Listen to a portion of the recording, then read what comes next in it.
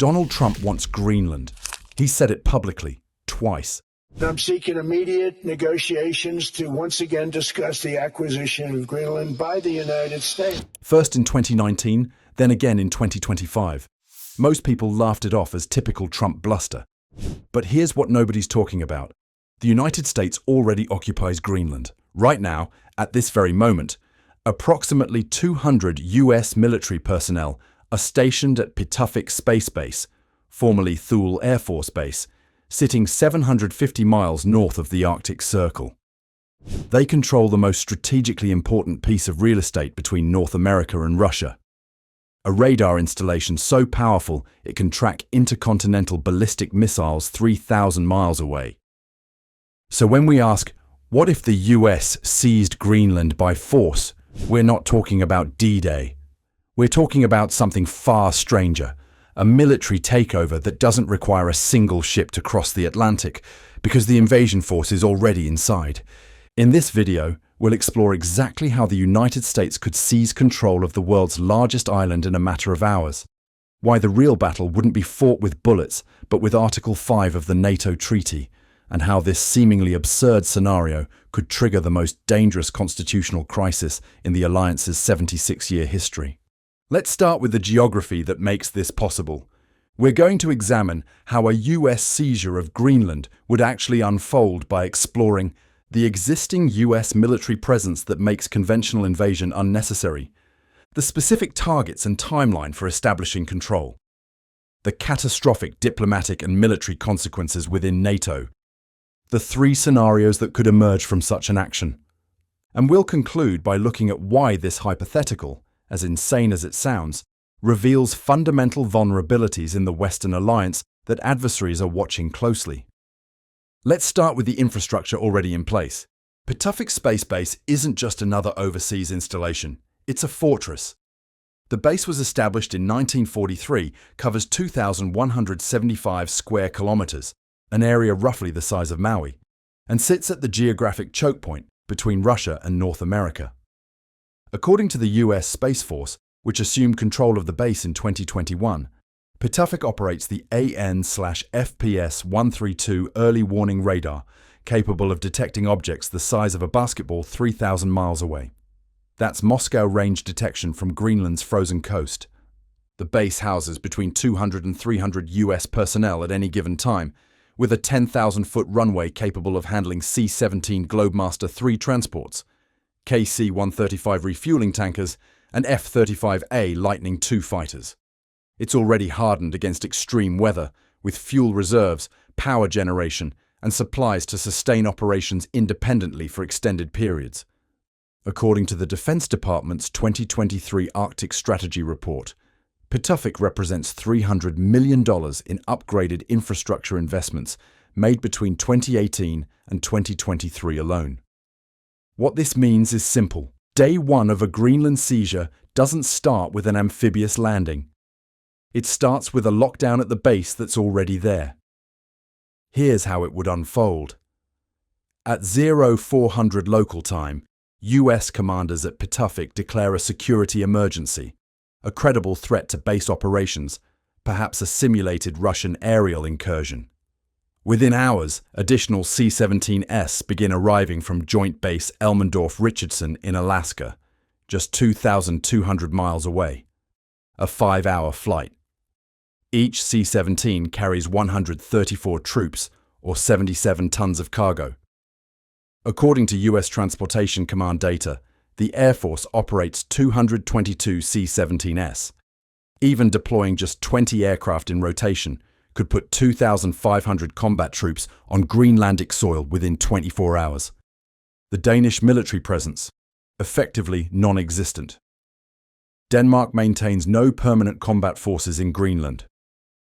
According to the Danish Defence Intelligence Service's 2024 report, Danish sovereignty is represented by the Sirius Dog Sled Patrol, a 12-person unit that conducts long-range reconnaissance missions using dog sleds across northeastern Greenland.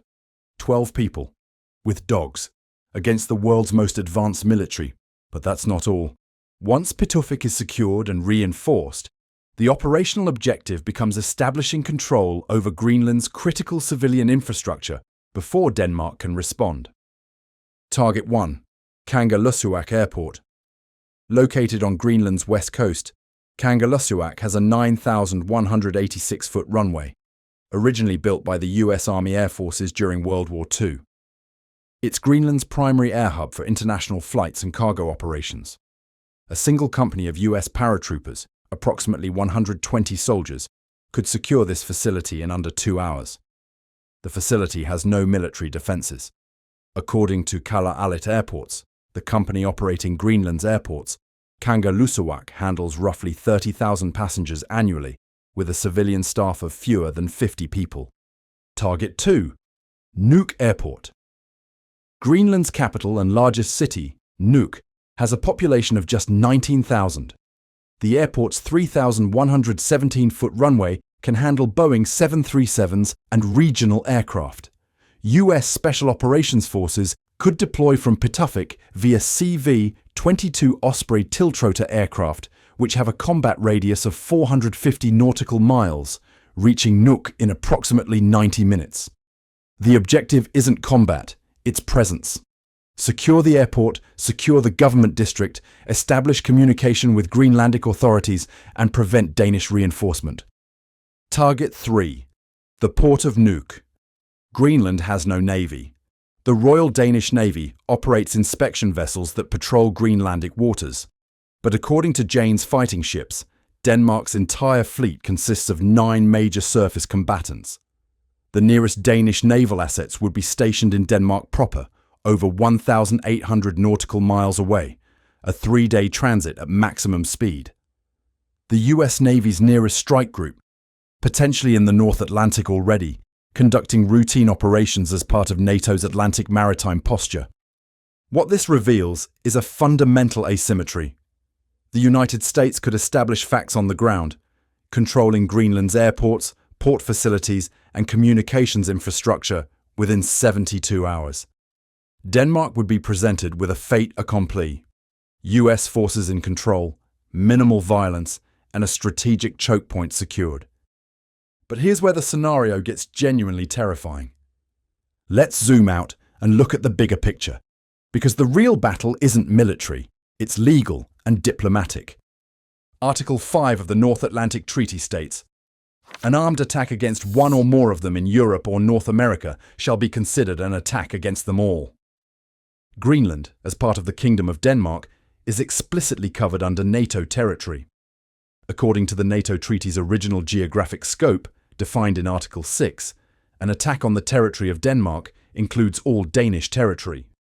So what happens when one NATO member seizes territory from another NATO member by force? According to Dr. Julian Lindley French, a senior fellow at the Institute for Statecraft, this scenario represents an existential crisis for the alliance with no established precedent or protocol. NATO has faced internal disputes. Turkey and Greece have nearly come to blows over Cyprus and Aegean territorial waters, but never an outright military seizure of territory by one member from another. Denmark would have 3 options. Option 1. Invoke Article 5 and demand that NATO allies treat the US action as an armed attack requiring collective defense. Option 2. Pursue bilateral negotiations under intense diplomatic pressure, effectively legitimizing the seizure in exchange for concessions. Option 3. Appeal to the United Nations Security Council, where the United States holds permanent veto power. The alliance fractures regardless of Denmark's choice. If Denmark invokes Article 5, NATO faces an impossible decision. Does Britain deploy the Royal Navy against the US Navy? Does Germany sanction the United States? According to the Center for Strategic and International Studies, such an action would functionally destroy NATO's credibility as a collective defense alliance and create an unprecedented opportunity for Russian strategic exploitation. Russia wouldn't need to fire a shot. The Atlantic Alliance would tear itself apart. All of this brings us to a crucial question. What happens next? There are 3 plausible scenarios, each with distinct triggers and consequences. In this outcome, the United States leverages its military position to force a renegotiation of Greenland's status. Denmark, facing overwhelming military disadvantage and pressure from other NATO allies desperate to avoid a rupture, agrees to a formula that increases US control while maintaining nominal Danish sovereignty.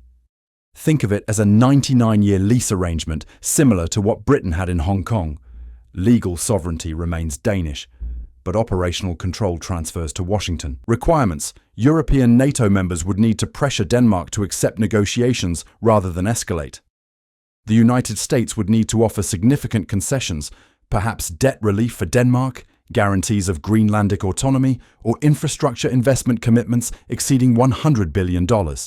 Likelihood: according to Thomas Wright, a senior fellow at the Brookings Institution, this is the only scenario that preserves NATO in any recognizable form.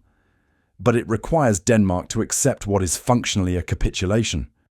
That's politically survivable only if Greenland's own government consents, which brings its own complications given Greenlandic independence movements.